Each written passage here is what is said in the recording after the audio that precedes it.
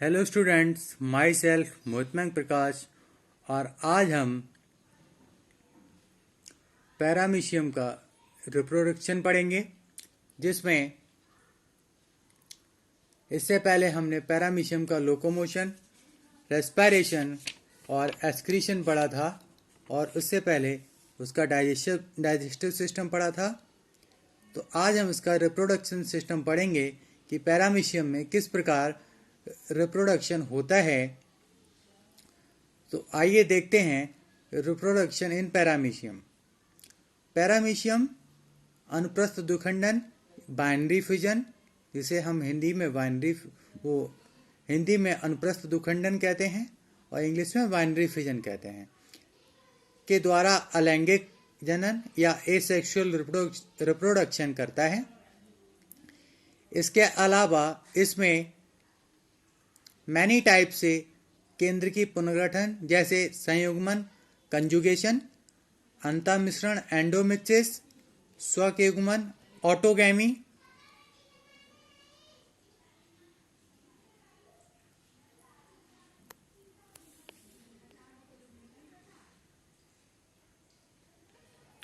आदि भी होते हैं।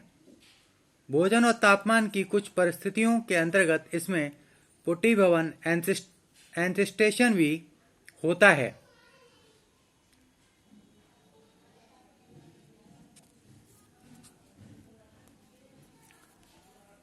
अब बात करते हैं हम इसमें ट्रांसवर्स बाइनरी फिजन। यूग्लिना में उसमें लॉन्गिट्यूडनल बाइनरी फिजन था, इसमें ट्रांसवर्स बाइनरी फिजन होगा।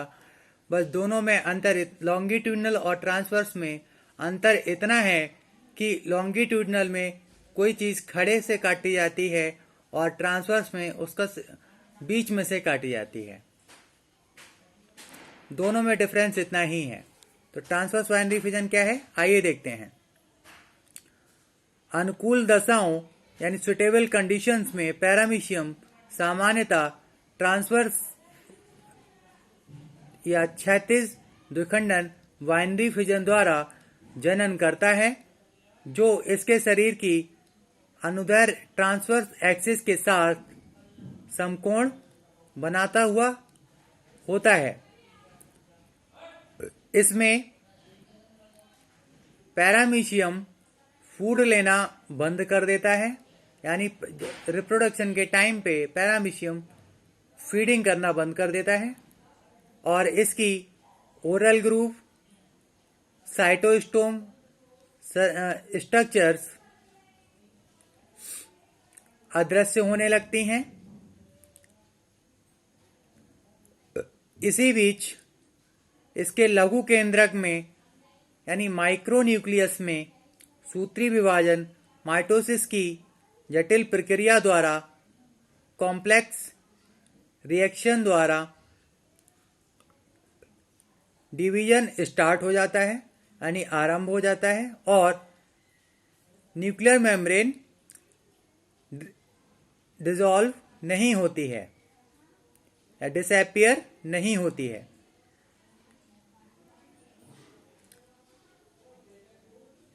पहले इसके साइज में कुछ ग्रोथ होती है, फिर इसके क्रोमोसोम्स, जिनकी संख्या हर स्पीसीज के अकॉर्डिंग 36 से 150 तक होती है, वो प्रकट होने लगते हैं।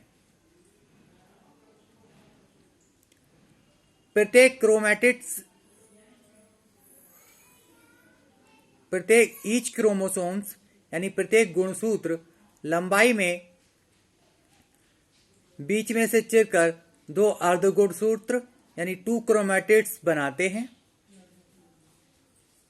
यह प्रोफेज स्टेज है।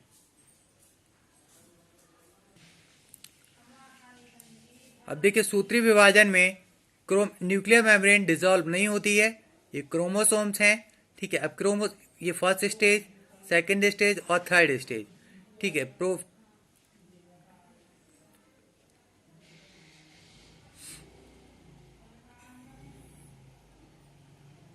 अब इसमें क्रोमोसोम से क्रोमैटिड्स बन जाते हैं, और ये फिर अगली स्टेज में क्रोमोसोम से ठीक है, ये आपस में चिढ़ जाते हैं और दो अलग अलग पोजीशन पर चले जाते हैं।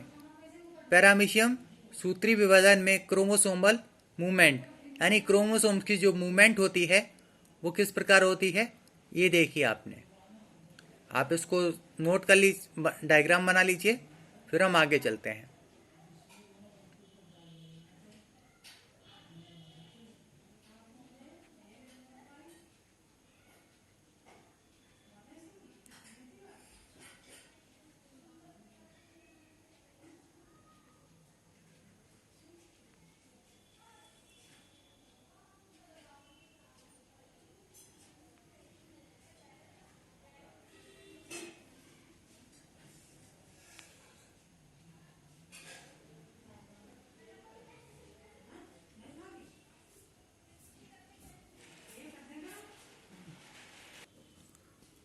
अब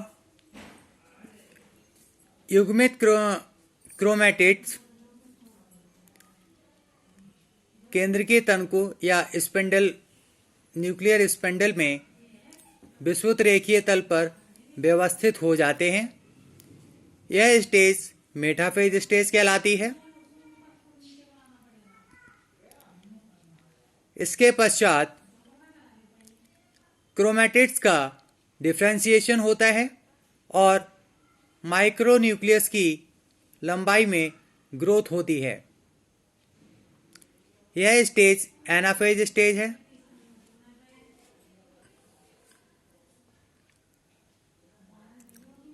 और लास्ट अंत में टीलोफेज स्टेज में माइक्रोन्यूक्लियस अत्यधिक लंबी हो जाती है और इसके दोनों सिरे दो लघु केंद्रों में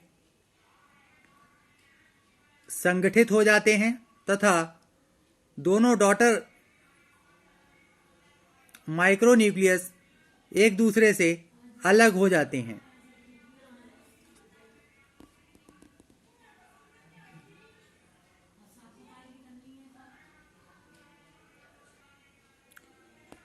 साथ ही गुरु केंद्रक मैक्रोन्यूक्लियस लंबाई में बढ़कर और मध्य से संकीर्णित होकर असूत्री विभाजन द्वारा विभाजित हो जाती है। अब दो मुख्य खांच यानी ओरल ग्रुप बनने लगती हैं, जिनमें से एक अगले भाग में यानी एंटीरियर पार्ट में और दूसरी पिछले भाग में यानी पोस्टीरियर पार्ट में होती है।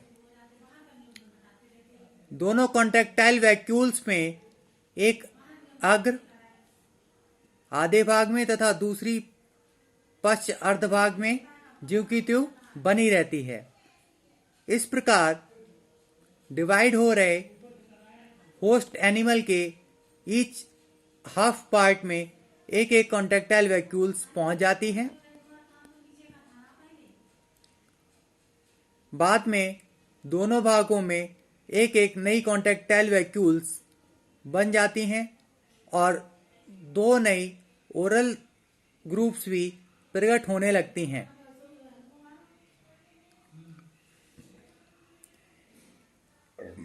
इसी बीच बॉडी के बीच में एक संकीर्ण खांच बननी स्टार्ट हो जाती है। यह ग्रुव धीरे धीरे डार्क होती जाती है और लास्ट में कोशिका द्रव्य यानी साइटोप्लाज्म पूरी तरह से डिवाइड हो जाता है, जिसके फलस्वरूप दो डॉटर पैरामीशियम बन जाते हैं। इनमें से जो होस्ट एनिमल के एंटीरियर पार्ट से बनता है उसे प्रोटर और जो पोस्टीरियर पार्ट से बनने वाले को ऑफिस्टे कहते हैं। ये दोनों ग्रोथ करके कंप्लीट शेप रिसीव कर लेते हैं और फिर बाइनरी फ्यूजन द्वारा विभाजित यानी डिवाइड हो जाते हैं।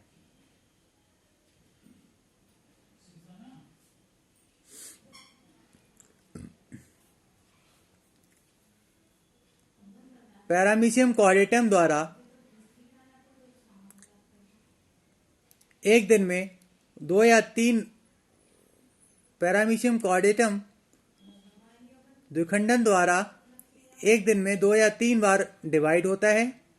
यद्यपि एक बार की प्रोसेस में 30 मिनट्स का समय लगता है, तथापि डॉटर पैरामीशियम को अलग होने में लगभग 1 घंटा या इससे अधिक समय लग जाता है।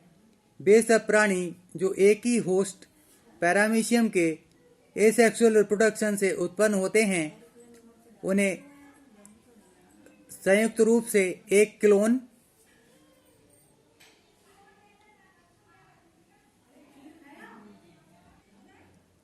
बनाते हैं और एक क्लोन के समस्त सदस्य आनुवंशिक रूप से समान होते हैं। आइए अब इस रिप्रोडक्शन का हम डायग्राम देखेंगे।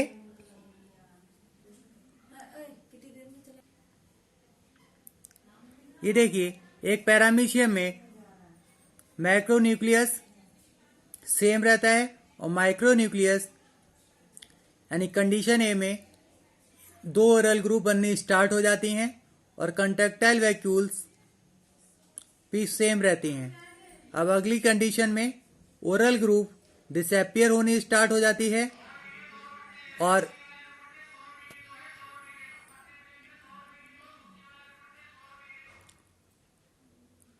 इसमें ओरल ग्रुप डिसअपियर होने लगती है और माइक्रोन्यूक्लियस डिवाइडिंग माइटोटिकली। ठीक है,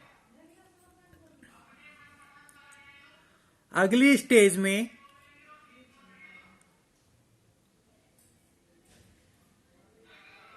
मैक्रोन्यूक्लियस और माइक्रोन्यूक्लियस लॉन्गिट्यूडिनल फॉर्म में पहुंच जाते हैं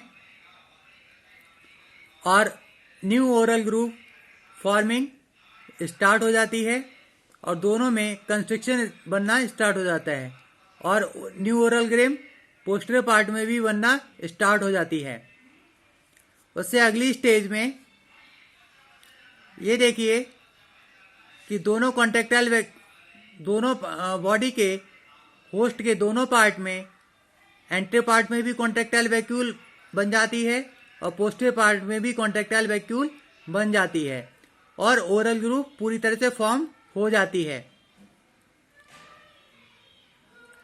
और देखिए, कंट्रैक्शन इसमें स्टार्ट हो जाता है और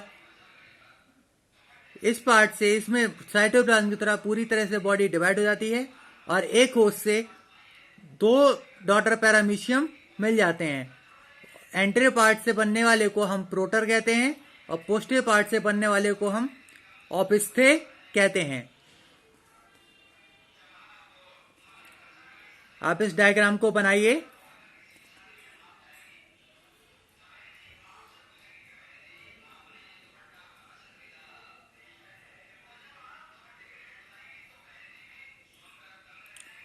तो बच्चों, आज के लिए बस इतना ही।